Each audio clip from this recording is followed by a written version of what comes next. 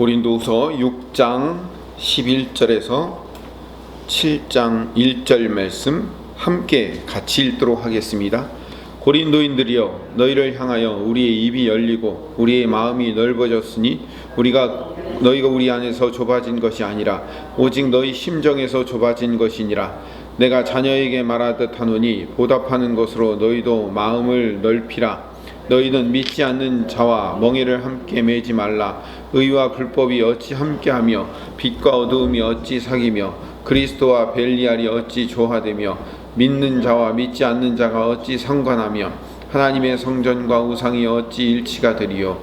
우리는 살아계신 하나님의 성전이라. 이와 같이 하나님께서 이르시되 내가 그들 가운데 거하며 두루 행하여 나는 그들의 하나님이 되고 그들은 나의 백성이 되리라. 그러므로 너희는 그들 중에서 나와서 따로 있고 부정한 것을 만지지 말라.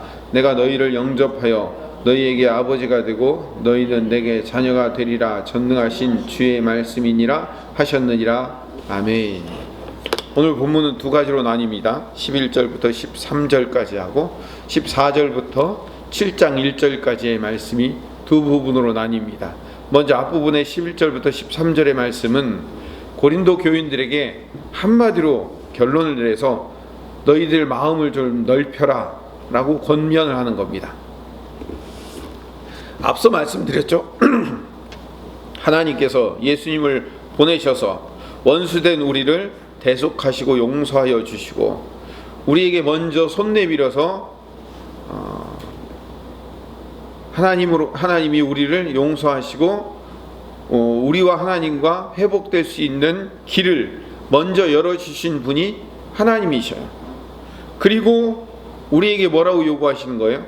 그러니 너희도 하나님과 화목하라 라고 어제 그저께 말씀을 드렸어요. 그래서 우리 성도의 사명은 하나님과 화목하는 것이 성도의 사명이되, 하나님과 화목하기 전에 하나님이 먼저 화목할 수 있는 길을 누가 먼저 열어주셨다고요? 하나님이 예수 그리스도를 통해서 먼저 열어주셨으니 너희도 하나님과 화목하는 것이 옳다라고 말한 거예요.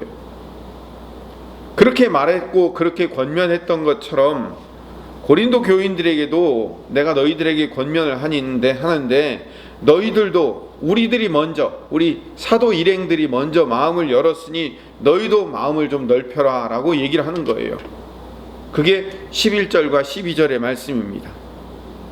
고린도 전서를 강의할 때도 제가 여러 번 말씀을 드렸지만 고린도 교인들은요, 거짓 교사들의 미혹에 빠져가지고 거짓 교사들이 사도 바울이 이러네 저러네 해가지고 그 이야기들을 듣고 정말 그런가 하고 하다가 점점 거짓 교사들의 말에 빠져가지고 사도 바울을 신뢰하지 않고 사도 바울을 믿지 않고 사도 바울을 자기들의 사도로 인정하지 않는 수준에까지 내려왔었어요.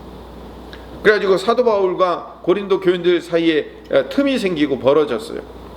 그런데 사도 바울이 먼저 마음을 열기로 이제 받아들이고 하니까, 내가 먼저 용서하고 내가 먼저 마음을 열고 받아들이려고 하니까 너희도 마음을 좀 넓혀라 라고 사도 바울이 말을 한 거예요. 지금 그게 오늘 본문의 이야기인 거죠. 그러니까 5장 20절에 하나님과 화목하라고 명령한 것이 이 고린도 후서 전체의 맥락에 따라 보면 어느 정도는 하나님과 화목하는 것처럼 너희도 나와도 같이 화목하고 너희도 내가 먼저 마음 문을 열고 너희와 화목하기로 내가 먼저 손 내밀었으니까 너희도 좀 마음을 넓히고 화목하라. 나랑 화목하자. 나랑 화해하자 라고 얘기한 내용이에요. 문맥상 그렇게 전개되는 거죠. 14절부터 7장 1절까지의 말씀은 불신자와 멍에를 매지 말라고 얘기하는 겁니다. 불신자와 멍에를 매지 마라. 14절에 의와 불법이 함께할 수 없으며 빛과 어두움이 같이 사귈 수 없다고 얘기를 합니다. 15절에도 그리스도와 벨리알이 함께할 수 없다고 얘기해요. 여기서 말하는 벨리알이라는 말은 히브리어로 벨리아얄이라는 말이 있어요. 악한 자 또는 불량배 이런 말이에요. 그게 벨리아얄인데, 이 벨리아얄이라는 히브리어를 헬라어, 이 신약이니까 헬라어로 바꿔서 표현한 게 벨리알이에요. 그러니까 벨리알의 원 뜻은 뭐냐면 악한 사람, 불량배, 이런 깡패 이런 뜻이에요. 그러니까 그리스도 이 깡패라는 뜻인데 이게 뭐냐면 벨리알이 사탄의 별명인 거예요. 사탄의 별명. 그러니까 사탄의 별명을 불량배 악한 자라고 이름을 붙인 거예요. 그러니까 그리스도와 불량배가 함께 설 수 없으며라는 의미가 아니라 사실은 그리스도와 사탄이 함께 설 수 없다 이런 의미를 이야기하는 별명으로 얘기하는 거예요. 그리스도와 불량배와 같은 사탄이 함께 어울릴 수 없는 것처럼 믿는 사람과 믿지 않는 사람이 함께 어울릴 수 없다 이렇게 얘기를 하는 거죠. 16절에도 하나님의 성전과 우상이 일치할 수 없고 한 자리에 세워질 수 없다 이렇게 얘기하는 거죠. 아주 중요한 고백을 해요. 우리는 살아계신 하나님의 성전이다 라고 얘기해요. 16절을 봅시다. 16절에 하나님의 성전과 우상이 어찌 일치가 되리요? 우리는 살아계신 하나님의 성전이라. 이와 같이 하나님께서 이르시되. 그래서 우리는 살아계신 하나님의 성전이라고 얘기를 합니다. 이게 신약에서 특히 사도 바울에게 아주 중요한 개념이에요. 왜냐하면 고린도전서 3장 16절 17절에 보면 같은 이야기가 반복되고 있습니다. 같이 읽읍시다. 고린도전서 3장 16절 17절. 너희는 너희가 하나님의 성전인 것과 하나님의 성령이 너희 안에 계시는 것을 알지 못하느냐. 누구든지 하나님의 성전을 더럽히면 하나님이 그 사람을 멸하시리라. 하나님의 성전은 거룩하니 너희도 그러하니라. 너희도 그러하다는 얘기 뭐예요? 우리가 하나님의 성전이에요. 왜 그럴까요? 우리 안에 누가 계시니까? 하나님이 계시니까. 어떤 하나님이 계셔요? 성령 하나님이 우리 안에 계시잖아요. 그러니까 성령 하나님이 계시는 전이니까 어디예요? 여기가 성전인 거예요. 자, 수도 없이 말씀드려요. 여러분 이거는요 교회, 이건 예배당이에요. 예배당. 예배를 드리는 장소예요. 지금 이 장소를 성전이라고 말할 수 없어요. 엄밀한 의미에는요 이게 성전이 아니에요. 성전은 여기가 성전이에요. 여기가 진정한 성전이에요. 그러니까 교회를 성전이라고 가끔 부르는 이유는 성전인 성도들이 함께 모여서 예배하는 공간으로서의 성전이라고 부르는 것 뿐이지 진짜 성전은 이 안에 있는 거예요. 여기 있는 거죠. 다시 이제 고린도후서로 넘어와서 고린도후서 6장 16절에도 우리는 살아계신 하나님의 성전이라 라고 얘기하죠. 성전이기 때문에 성전은 뭐예요? 성전은 거룩한 곳이잖아요. 하나님이 계시기에. 16절 후반부에 인용을 하는데요. 레위기 26장 12절, 출애굽기 29장 45절을 합친 말씀이에요.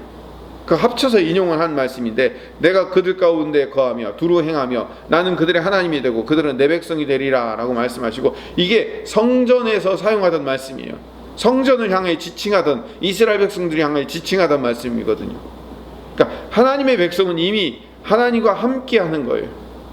그래서 하나님의 거룩한 성전 안에 이방 신상을 같이 넣고 섬길 수 없는 것처럼 우리는 믿지 않는 자와 함께 할 수 없다라고 얘기를 하는 거죠.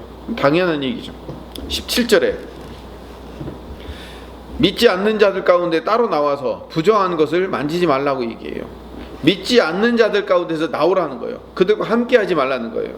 그래서 부정한 것들, 더러운 것들을 만지지 말라고 얘기하죠. 18절 너희에게 아버지가 되고 너희는 내게 자녀가 되리라 라는 출애굽기 4장 22절과 사무엘상 7장 14절의 말씀을 인용한 거예요. 아버지와 자녀의 관계가 된 거죠. 그러니까 성전 그리고 그 안에 거하신 하나님의 개념을 훨씬 더 뛰어넘어서 이제 어떤 관계라고요? 하나님과 우리는 아버지와 아들, 아버지와 딸, 자녀와 부모의 관계가 되었다라고 선언을 하시는 거예요. 우리가 아까 7장 1절을 안 읽었죠? 제가 실수했습니다. 7장 1절을 같이 읽어봅시다. 시작. 그런즉 사랑하는 자들아 이 약속을 가진 우리는 하나님을 두려워하는 가운데서 거룩함을 온전히 이루어 육과 영의 온갖 더러운 것에서 자신을 깨끗하게 하자. 우리가 세상과 함께하지 말아야 되는 이유는 우리 자신을 깨끗하게 만들기 위해서 그런 겁니다. 깨끗하게 만들기 위해서. 사도 바울이 사도 바울이 어제 말씀을 다시 읽어봅시다. 어제 말씀 6장 4절 5절 말씀, 4절 5절 6절. 오직 모든 일에 하나님의 일꾼으로 자천하여 많이 견디는 것과 환난과 궁핍과 고난과 매맞음과 갇힘과 난동과 수고로움과 자지 못한 것 먹지 못한 가운데서도 6절 같이 읽습니다. 6절만 깨끗함과 지식과 오래 참음과 자비함과 성령의 감화와 거짓없는 사랑으로 일했다는 거예요. 누가요? 사도 바울이 깨끗함으로 일했다는 거예요. 깨끗함으로. 그 어려운 상황과 어려운 환경 속에서도 깨끗함을 지키며 유지했다는 거예요. 그렇기 때문에 내가 그 고난 가운데서도 그 깨끗함을 지키고 온전함을 이루기 위해 수고했던 것처럼 너희 고린도 교인들도 나와 이제 화목하고 내가 먼저 손 내밀었으니 내 손 내민 손을 잡고 우리 함께 화목해서 더러운 것 세상과 연합하지 말고 거기서 좀 나와서 깨끗함을 유지하기 위해 살자. 이게 오늘 본문의 이야기인 거예요. 자, 오늘 말씀을 이제 정리합시다. 우리가 믿지 않는 자들과 함께 하지 말아야 된다는 바울의 권면과 명령은 그러면 불신자들하고 아예 상종하지 말고 만나지도 말아야 되는 거예요? 아니죠. 성경을 제가 다시 말씀드립니다. 성경을 문자적으로 읽어야 되는 부분과 상징적으로 읽어야 되는 부분이 달라요. 상징적으로 읽어야 되는 부분을 문자적으로 읽으면 오늘 본문을 문자 그대로 읽어서 1.1획도 틀리지 않고 읽어서 그것을 실천해야 된다. 그러면 오늘 이 문을 나가서 당장 어떻게 해야 돼요? 믿지 않는 사람들하고는, 교회 안 다니는 사람하고는 상종도 하지 말아야 돼요. 뭐라고 얘기해도 대답도 안 하고 가야 돼요. 근처에도 가지 말아야 된다고요. 왜? 말씀 그대로 지켜야 되니까. 성경을 문자적으로 지키는 게 아니라 성경의 말씀은 상징적으로 지켜야 될 것이 훨씬 더 많고 거의 대부분 상징적으로 지켜야 됩니다. 오늘 본문 말씀은 문자적으로 읽어서 세상과 격리되라는 말이 결코 아닙니다. 세상의 불법, 어두움에 참여하지 말라는 거예요. 세상 사람들과 교제하지 말라는 게 아니에요. 우리는 세상 사람들과 교제해야 돼요. 반드시 교제해야 돼요. 왜? 그들을 전도하기 위해서, 그들과 함께 그들에게 예수 그리스도의 복음을 전하기 위해서는 어떻게 해야 돼요? 어느 날 갑자기 생전 얼굴도 못한 사람, 그들과 멀리 거리 떨어져 있던 사람한테 가가지고 예수 믿으라고 얘기할 수 있어요? 아니죠. 그들과 친해야 되고 나누고 베풀어야 되고 그들의 마음을 얻어야 돼요. 그러기 위해서는 그들과 함께 해야 되고요. 그들과 함께 살아야 된단 말이에요. 그런 의미에서 불신자와 떨어져 살아라는 얘기, 불신자와 같이 조화될 수 없다는 얘기가 아니라 그들 안에 있는 세상적인 가치, 세상적인 사고방식과 떨어져 살아라는 얘기예요. 성도는 하나님의 성전이고 하나님의 자녀예요. 그래서 세상의 가치관, 세상의 정체성과 같이 갈 수 없다는 거죠. 하나님과 화목하게 하기 위해서는 세상의 그 더러움, 거기에서 벗어나야 된다는 거죠. 세상의 더러운 가치관과 같이 갈 수 없다. 이걸 얘기하는 거예요. 오늘 이 아침에 나오는 하나님의 성도들은 세상의 가치관과 세상의 가치관에서 벗어나서 하나님의 나라의 가치관, 하나님과 동행하며 늘 하나님과 함께하는 자가 되게 해달라고, 하나님의 성전이며 자녀로서의 삶을 살게 해달라고 기도하시는 이 아침 되시기를 간절히 소망합니다.